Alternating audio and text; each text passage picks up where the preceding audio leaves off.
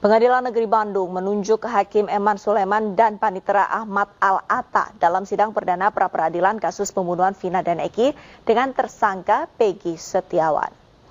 Rencananya sidang perdana pra-peradilan Peggy Setiawan digelar Senin 24 Juni 2024 jam 9 pagi di ruang Umar Seno Aceh.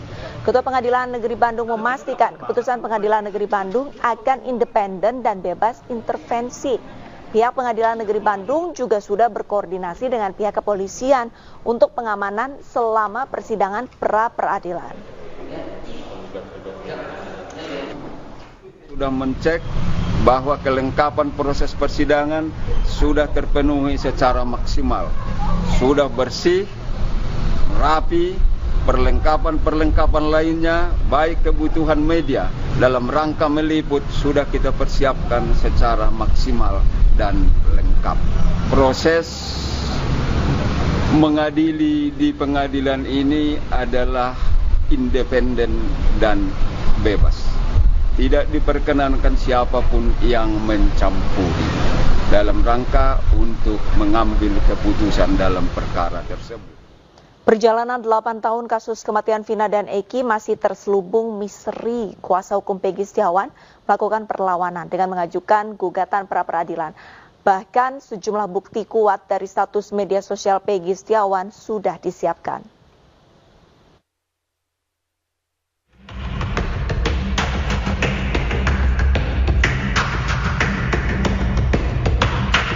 Jelang sidang pra-peradilan yang akan digelar 24 Juni mendatang, tim kuasa hukum Peggy Setiawan menyiapkan sejumlah berkas dan saksi ahli terkait peristiwa pembunuhan Vina dan Eki di Cirebon 2016 silam. Selain itu, kuasa hukum Peggy juga menyiapkan barang bukti kuat dalam sidang pra-peradilan. Pada hari Kamis siang, keluarga Peggy Setiawan bersama tim kuasa hukum menyambangi gedung KPK. Kuasa hukum Peggy Setiawan, Tony RM, menjelaskan tujuannya ke KPK untuk meminta pengawasan terkait proses pra-peradilan yang ditangani Pengadilan Negeri Bandung. Setelah kasusnya bergulir selama 8 tahun, sebagai kuasa hukum, Tony yakin kliennya Peggy Setiawan tidak terlibat dalam kasus pembunuhan Vina di Cirebon, Jawa Barat. Ia justru menduga ada kemungkinan suap untuk melindungi pelaku yang sebenarnya. Jadi kami bersurat ini baru mencegah agar tidak terjadi tindak pidana suap menyuap ya. Tetapi ya kami juga punya alasan-alasan. Nanti akan kami update ya ke petugas mengenai yang lebih mendalam apa sih sehingga kami meminta agar KPK ini mengawasi ya. Itu. Jadi untuk sementara ya memang kami minta agar mengawasi, mencegah aparat penegak hukum yang terlibat dalam proses peradilan ini. Tidak hanya ke KPK, keluarga dan kuasa hukum Peggy Setiawan juga menyambangi Mahkamah Agung untuk mengajukan permohonan pengawasan dalam proses pra-peradilan Peggy Setiawan dan juga penegak hukumnya.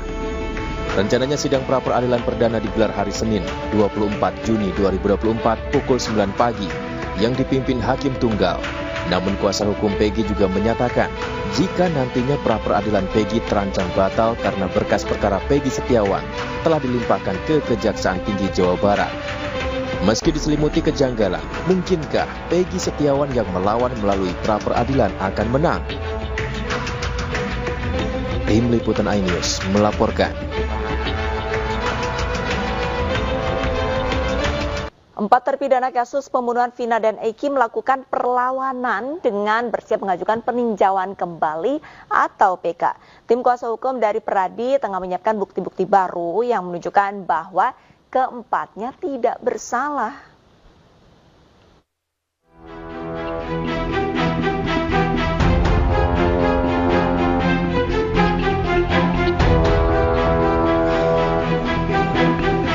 Empat dari 7 terpidana kasus pembunuhan Vina dan Eki mulai melakukan perlawanan. Keempat terpidana yang kini masih mendekam di balik jeruji besi memberikan kuasa kepada pengacara dari DPN Peradi untuk mengajukan peninjauan kembali atau PK ke Mahkamah Agung.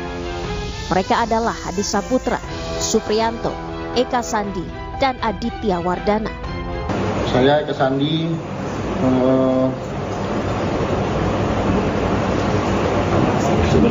bersedia memberikan kuasa kepada Pradi dengan sukarela dan ikhlas untuk mengajukan PK.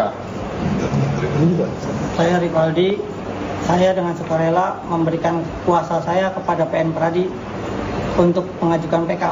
Saya sudah bertemu dengan para narapidana yang hari ini di LT Kebonwaru dan mereka secara sukarela telah memberikan kuasa kepada DPN Pradi untuk mengurus masalahnya, mengajukan peninjauan kembali. 7 terpidana kasus Vina sebelumnya pernah mengajukan gerasi ke Presiden Joko Widodo pada tahun 2019. Namun gerasi tersebut ditolak. Dan ini yang belum diungkap sebelumnya, yaitu para pelaku juga sempat mengajukan gerasi kepada Presiden.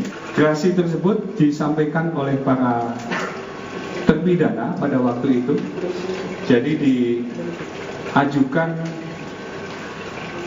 pada tanggal 24 Juni 2019, di mana di dalam pengajuan tersebut terpidana membuat pernyataan sebagai persyaratan untuk mengajukan gerasi. Salah satunya sebagai masukan buat teman-teman sekalian, ada 7 pelaku yang saat itu mengajukan gerasi dan pernyataannya sudah dibuat oleh mereka dan ditangani secara lengkap sebagai persyaratan. Salah satunya adalah mereka membuat pernyataan seperti ini, saya bacakan. Saya menyadari sepenuhnya perbuatan saya salah dan menyesali akibat perbuatan saya yang menyebabkan penderitaan bagi keluarga korban maupun keluarga saya sendiri. Pernyataan ini dibuat secara sadar tanpa intimidasi dari siapapun karena sudah menjadi terpidana, kemudian diajukan kepada Presiden. Dalam kasus pembunuhan Vina dan Eki yang terjadi pada 2016 silam, Pengadilan Negeri Cirebon menyatakan 8 orang terbukti bersalah. 7 orang dijatuhi pidana penjara seumur hidup, sementara 1 orang lainnya yang masih di bawah umur yakni Saka Tatal dijatuhi hukuman 8 tahun penjara. Namun karena mendapat remisi, Saka Tatal hanya menjalani hukuman penjara selama 4 tahun. Kemudian Mei 2024 polisi menetapkan 1 tersangka baru, yaitu Peggy Setiawan alias Peron yang sebelumnya dinyatakan buron. Tim Liputan iNews melaporkan.